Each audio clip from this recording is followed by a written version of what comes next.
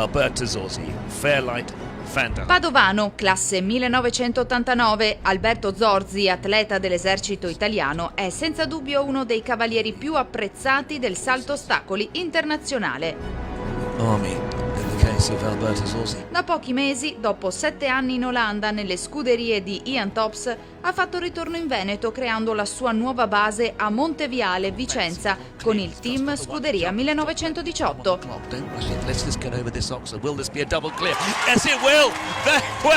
Un nuovo percorso professionale con un bagaglio di esperienza immenso. Da qui si riparte con nuovi cavalli e verso importanti obiettivi, uno su tutti le Olimpiadi.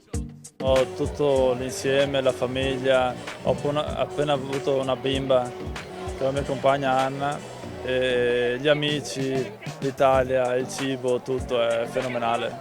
Sono davvero contento. E anche la sorella Roberta che noi conosciamo. Eh sì, lei fa parte della famiglia, la Roby è spettacolare. He's quite fantastical.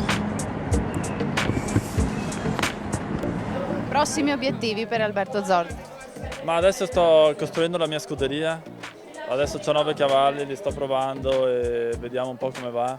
Ho dei cavalli di scuderia 19-18 e 3 cavalli di Bernasconi.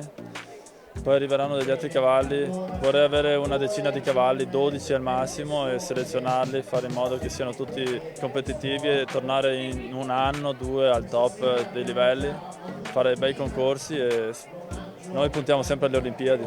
Come on now, Alberto. Come on, gallop, gallop, gallop to it. First try you had it. First try straight away.